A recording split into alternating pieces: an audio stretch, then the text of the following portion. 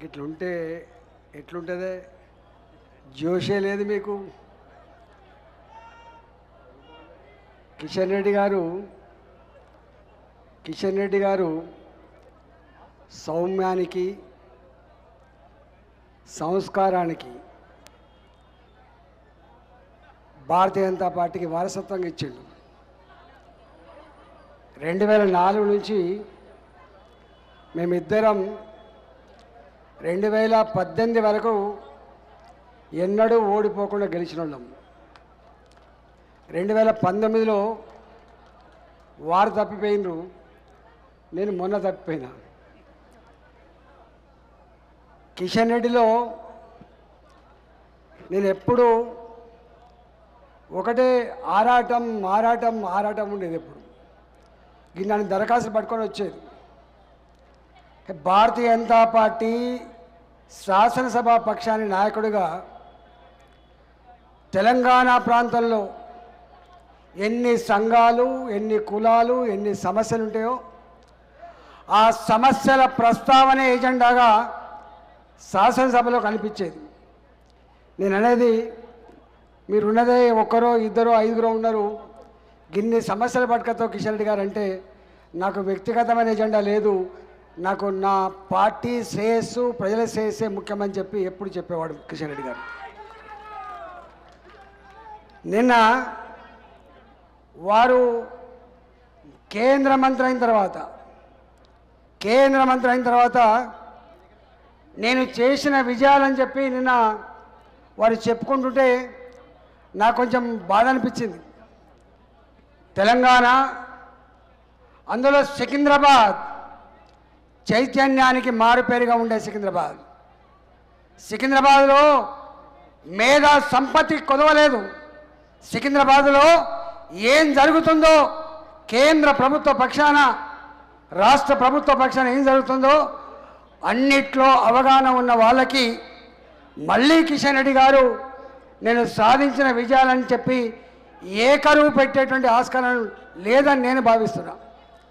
ముంజేతి కంకణానికి అద్దమేలా అన్నట్టుగా, జగమెరిన బ్రాహ్మడికి జందమేలా అన్నట్టుగా నిత్యం ప్రజల కోసం పాటుపడే, ప్రజల కోసం తపించే, పార్టీ కోసం తపించేటువంటి కిషన్ రెడ్డి గారు కూడా మళ్ళీ ప్రజలకు ఇట్లాంటి వివరించే అక్కర ఉండదని చెప్పి నేను భావిస్తూ ఉన్నా. అదంతా నాయకులుగా, కార్యకర్తలుగా, సమాజ శ్రేయస్సు కోరే విజ్ఞులుగా ప్రజల వద్దకు తీసుకుపోయే బాధ్యత మీ చేతుల్లో ఉంది, మీ భుజాల మీద ఉందని చెప్పి ఈ సందర్భంగా నేను మనవి చేస్తూ ఉన్నాను. నాకు 3 సంవత్సరాలుగా అతి దగ్గర చూసే అవకాశం వచ్చింది. నేను వారిని ఎప్పుడు అంటా, ఇంత టెన్షన్తో మనిషి కొనసాగకూడదు కిషన్ రెడ్డి గారు, క్వాలిటీ డిసిషన్స్ క్వాలిటీ వరకు చేయలేము, రాత్రిపూట 12 గంటల దాకా మళ్ళీ మీటింగ్లో ఉన్నావు, మళ్ళీ 1 గంటకు ఫ్లైట్లో వస్తున్నావు, మళ్ళీ 6 గంటకే పోతా ఉన్నావు, ఎన్ని సంవత్సరాలు పనిచేస్తామని చెప్పి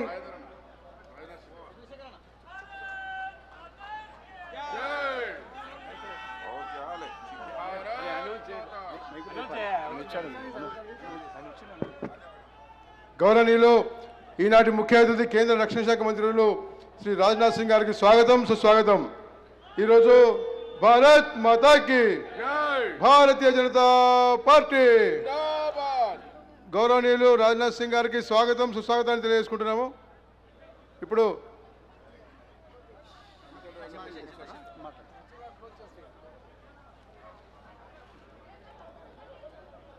కిషన్ రెడ్డి గారు సికింద్రాబాద్ అభివృద్ధి మాత్రమే కాదు, కిషన్ రెడ్డి గారు భారతీయ సంస్కృతి, భారతీయ సాంప్రదాయం, భారతీయ విశ్వాసాన్ని నరేంద్ర మోడీ గారు నీ భుజాల మీద పెడుతున్న కిషన్ రెడ్డి గారు అంటే దేశవ్యాప్తంగా భారతీయ సంస్కృతి సాంప్రదాయాన్ని సమున్నతంగా నిలిపిన వ్యక్తి కిషన్ రెడ్డి గారు అనే విషయం మీరు మర్చిపోకండి.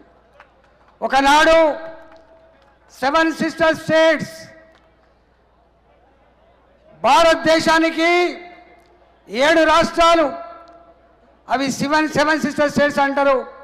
ప్రశాంతత లేకుండే, అభివృద్ధి లేకుండే, ప్రతి నిత్యం అల్లకల్లోలంగా ఉండేటువంటి ఆ రాష్ట్రాల్లో మోడీ గారు వచ్చిన తర్వాత కిషన్ రెడ్డి గారికి ఆ 7 రాష్ట్రాల బాధ్యతలు అప్పచెప్పిన తర్వాత ఇవాళ ఆ రాష్ట్రాల అభివృద్ధి మాత్రమే కాదు, పార్టీ కూడా గొప్పగా అభివృద్ధి చెంది 7 రాష్ట్రాలు కూడా ఇవాళ మొట్టమొదటిసారిగా భారతీయ జనతా పార్టీకి పట్టుకొమ్మలుగా ఉన్నాయి. ఇవాళ నేను అనుకుంటా సికింద్రాబాద్ నియోజకవర్గంలో కిషన్ రెడ్డి గారికి ఒక కులమనేటువంటి ముద్ర లేదు. కిషన్ రెడ్డి గారికి ఏ మనిషిని చూసినా మనిషి దుఃఖమేందో కష్టమేందో కన్నీళ్ళేందో పట్టించుకునే వ్యక్తిగా ఉంటాడు తప్ప ఇంకొకటి ఉండదు. నాకు తెలిసి మోడీ గారు సబ్కా సాత్ సబ్కా వికాస్ అనే నినాదం ఇవాళ వచ్చింది. కానీ కిషన్ రెడ్డి గారిని అంబేర్పేటలో గెలిచిన తర్వాత అనుకున్నాం కిషన్ రెడ్డి గారికి ఒక మతమనే రంగు లేదు, కిషన్ రెడ్డి గారికి ఒక కులమనే రంగు లేదు, కిషన్ రెడ్డి గారికి మనుషులు మానవత్వం అనేటువంటి ఫిలాసఫీ ఉంట పట్టించుకోవాలని చెప్పి మేము ఎప్పుడు చెప్పుకునే వాళ్ళం.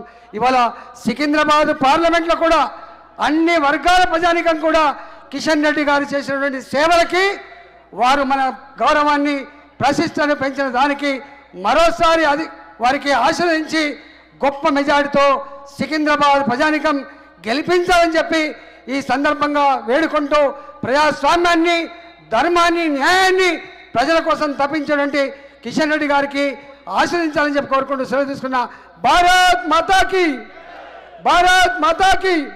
నరేంద్ర మోడీ గారి నాయకత్వం.